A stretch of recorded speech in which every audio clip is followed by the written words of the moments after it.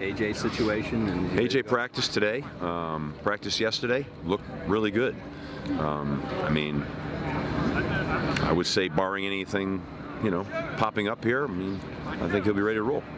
Just back into practice, how did he look? I mean, he just... Well, it's been a slow, steady process, and I think the last 2 days has been his real matriculation back into normal practice, and it was slow yesterday and a little bit more today, and it'll be full tomorrow. Did Ben and Glines and Bailey show you enough that you don't have to use AJ for maybe 30 carries, that you don't have to? Yeah, I mean, I think here's our mindset. We're going to do whatever the medical people tell us we can do.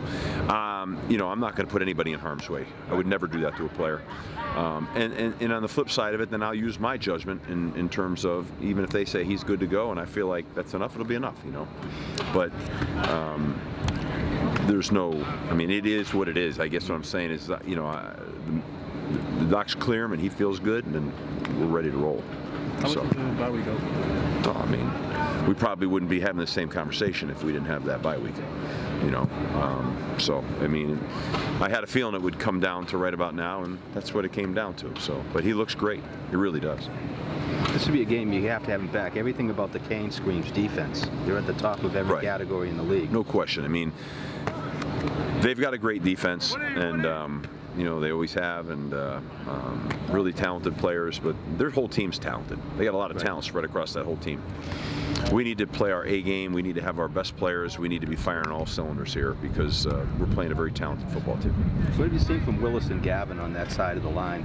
A lot of tackles for a loss. I mean specifically those guys. Yeah, they're talented guys. I mean, those guys are all elite guys. I mean, you watch them play, they run, they're physical, they're tough, and they're going to make they're like Zach Allen's got TFLs. They're the same guys, right? I mean, those guys are talented guys. So we're going to play against a super defense, no doubt about that. And just the ball hawks in the secondary, they love to wear that chain. Yeah, well, whatever. But yeah, I mean, my concern is that they do get a lot of turnovers because they're talented players, and they got guys in the secondary that can run. They break on the ball well. They're well coached. It's a good-looking football team. Good-looking defense. Good-looking team. So all things considered, not having AJ for a couple of weeks, still 5-2. Where do you feel like the team's been, considering the things they had to navigate?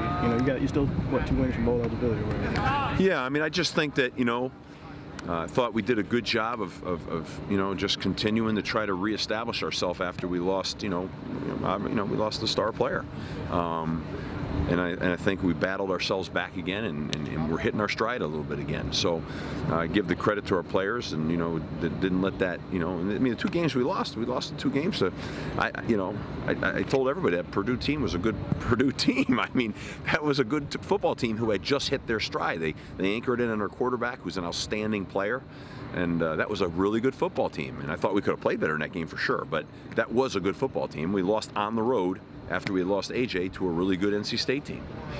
So those 2 losses, you don't want to see those losses, but both on the road to 2 good teams. Now we get AJ back, and I think obviously he'll continue to improve each week, but hopefully we get back to full strength. And the bye week helped us also get our other players healthier, because we had that was a pretty long stretch.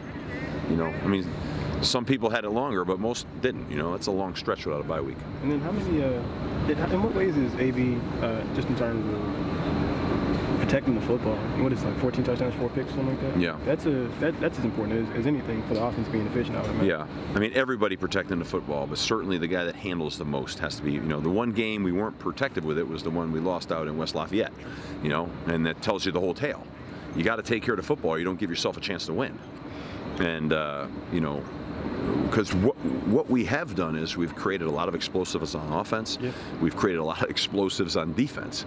So we got to take care of the football. If you don't, and you get a team like Miami coming in here, that's a recipe for a problem. And I'd say that more than any team we've played, this Miami team is good at taking the football away. So, we got to do a great job of taking care of that ball. Now I'm just curious because it was 1984. That's when I was born, or whatever.